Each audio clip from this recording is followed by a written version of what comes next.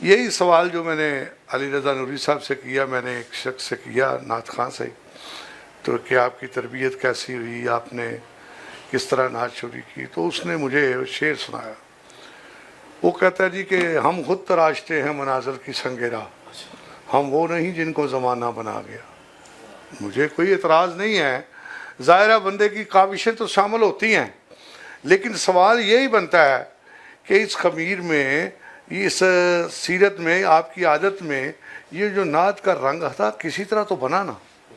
تو جب بنتا ہے، تو جب انسان سکول جاتا ہے تو ساری اے بی سی اس کو آتی تو نہیں ہے، اس کو دیکھ کے ڈرائنگ تو نہیں کرتا. آپ بھی، میں وہی سوال رپیٹ کروں گا کہ کیا آپ نے کسی سے متاثر ہو کے شروع کیا، کسی سے تربیت لی، یا کسی سے متاثر ہوتے گئے اور رنگ بنتا گیا؟ بہت اچھا بٹ صاحب آپ نے کوشچن کیا ہے. میں اصل میں قاری عبد الباسط صاحب کو آپ یقین کریں گے، میں سچ کہہ رہا ہوں، میں سچ کہہ رہا ہوں، میں 8-10 گھنٹے لگاتار قاری سنتا تھا، باسط صاحب. اور خدا کی ذات میری واہ اس واہ بات کی گواہ ہے کہ پھر میں نے سید وہ صدیق المنشاوی صاحب کو، انہی کے جو استاد، ان کو سننا شروع کیا.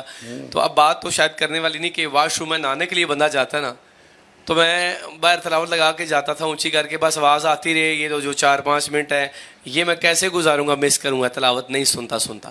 واہ. یہ ایسے ایڈکٹ ہو گیا تھا میں کہ میں جب نہانے جاتا تھا، میں نے خدا کی ذات کو گواہ کر کے بتا رہا ہوں کہ میں لگا کے اونچی آواز میں چلا جاتا تھا کہ یار جو میں شاور لے رہا ہوں تو وہ مجھے آواز آتی رہے، کیونکہ وہ 5-6 منٹ میں نہیں تھا گزار سکتا وہ سنے بغیر. سوری ٹو انٹرپٹ، میں ایک کلپ دیکھ رہا تھا حضرت علامہ ثاقب رضا مصطفی صاحب کا. وہ فرما رہے تھے اس اپنی تقریر میں کہ میں واپس جب آتا ہوں اپنے ادارے تو کبھی 2 بجے، کبھی 3 بجے، 4 بجے تھے، تو مجھے آواز آتی تھی کہ کوئی قرآن پڑھ رہا ہے. تو میں دیکھا کہ میں دیکھوں گی یہ کون پڑھ رہا ہے.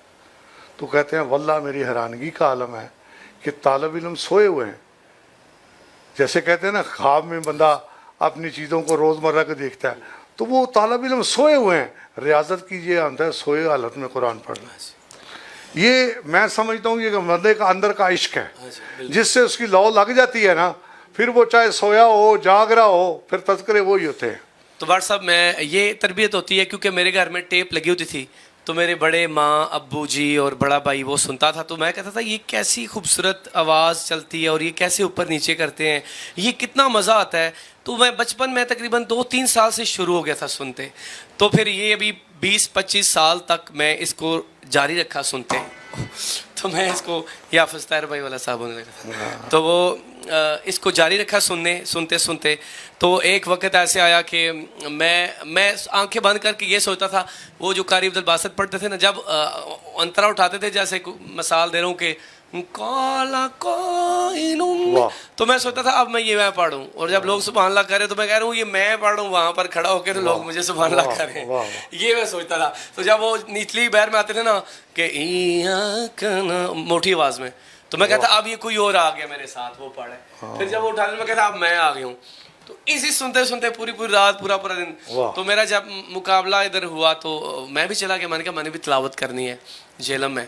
تو وہ ایک ہمارے بڑے ہیں جاوید لوٹا والے، وہ کہتے ہیں فل ہو گئے ہیں، فارم فل ہو چکے ہیں، سیٹیں مکمل ہو گئی ہیں، تو ابھی نہیں آپ تلاوت کے لیے سب مکمل. میں نے کہا یار مجھے بھی رکھ لیں، آپ مجھے ویسے ہی شروع میں تلاوت کرا دیجیے گا. تو میں نے کسی کا فون کرایا تو انہوں نے بولا چل یار سیٹ تو مکمل ہے، تو میں ایکسٹرا طور پہ رکھ لیتے ہیں. تو جب میں نے وہاں تلاوت کی تو آپ یقین کریں کہ ایک تو پورے ضلع جہلم میں میری پہلی پوزیشن آ گئی. تو وہاں جو قاری تھے وہ مجھے کہتے ہیں یہ لہجہ آپ نے کس سے سیکھا، ہمیں بھی سکھائیں.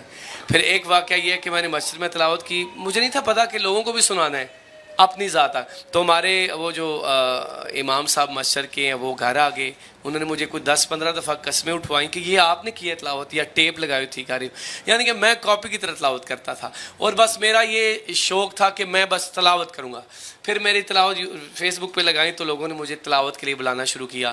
تو میں جاتا تھا، جبھی تو محفل شروع نہیں تھی ہوتی تو پڑھ کے گھر آ جاتا تھا.